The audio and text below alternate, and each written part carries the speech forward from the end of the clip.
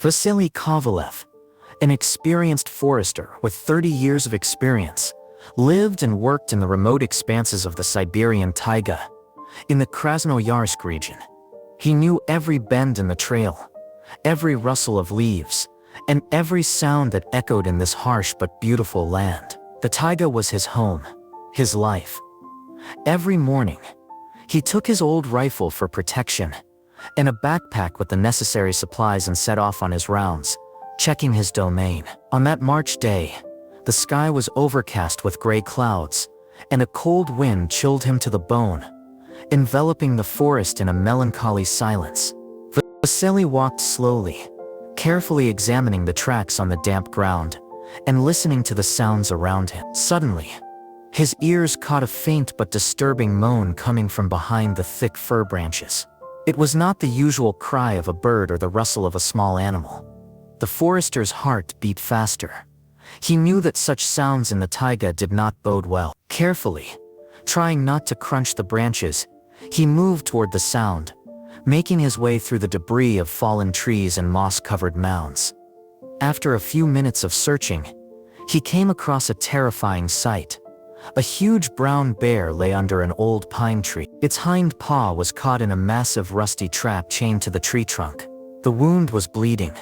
The fur around it was matted with blood and dirt, and flies were already circling above the bear. The animal was breathing heavily, its body emaciated, its eyes full of pain, staring into the void. Judging by all appearances, the bear had spent more than one day in the trap, trying in vain to escape until its strength left it. It lay there as if resigned to its inevitable death. Vasily froze, feeling a mixture of pity and determination boiling in his chest. He slowly lowered his rifle, realizing that the bear posed no threat. The forester knew that if he didn't help now, the animal would die of exhaustion or infection. He crouched down nearby, trying to move smoothly so as not to scare the wounded animal. "Quiet, big guy. I'll help you," he said softly, looking into the bear's eyes. Surprisingly, the beast did not growl, but only whimpered weakly, as if sensing that he was not facing an enemy.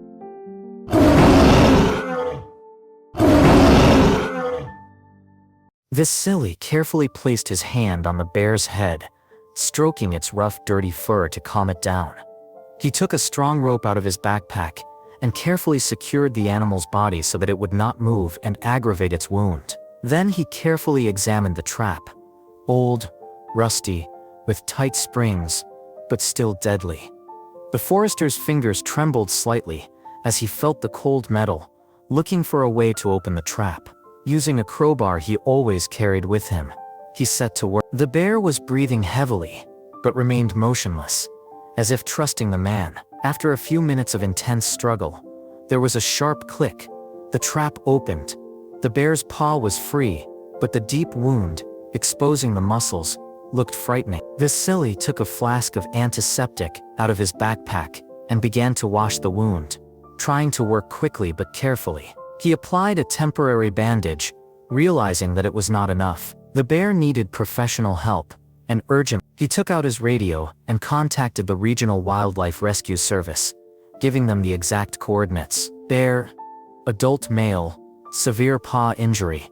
Come quickly," he said clearly, trying to remain calm. While the rescue team was on its way, Vasily sat next to the bear, continuing to stroke it and speak softly. "Hang in there, big guy.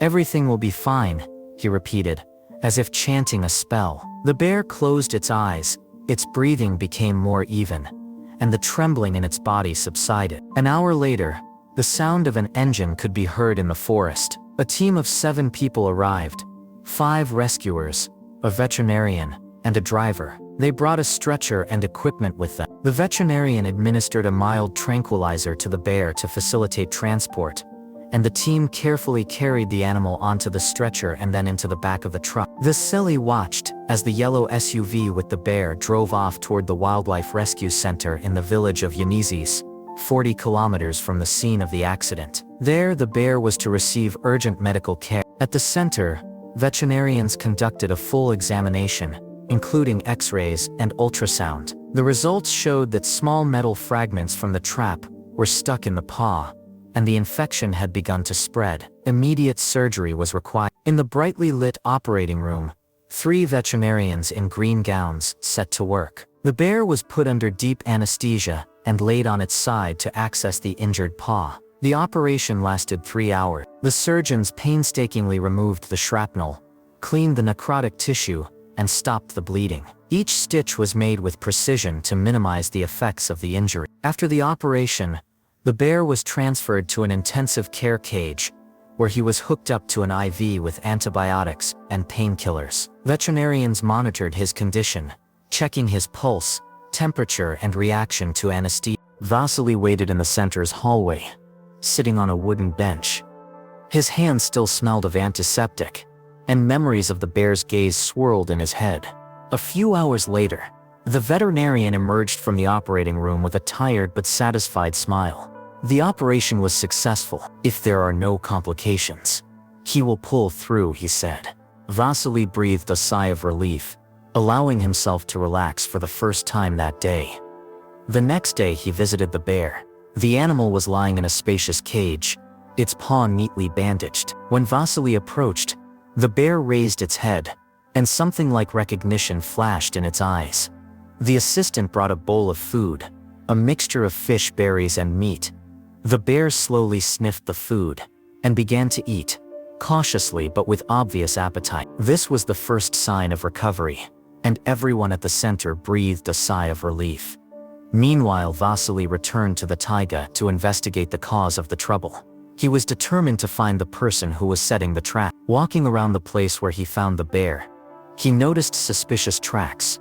Someone had clearly tried to cover their tracks. Going deeper into the forest, he found 4 more traps hidden under branches and grass. They were new and greased with oil, which indicated an active poacher. Vasily set up a hidden camera nearby and began to keep watch, hiding behind a fallen tree. On the 3rd day, his patience paid off. Late in the evening, he noticed a figure in a dark jacket sneaking through the forest. The man was carrying a heavy bag with the metal edges of traps sticking out of it. Vasily waited until the man began to set the trap and then came out of hiding. "Hands up! Identify yourself," he barked, pointing his rifle at the poacher. The man froze, dropping the bag. Vasily quickly tied him up and called the police via radio. An hour later, officers from the Krasnoyarsk Forest Protection Department and the police arrived. They took the poacher away, confiscated the traps, and drew up a report. The man remained silent, but the evidence was irrefutable. 2 weeks later, the bear had visibly grown stronger. His wound was healing, the infection had receded, and fur was beginning to grow back around the scar. He stood confidently on all 4 paws and ate with appetite.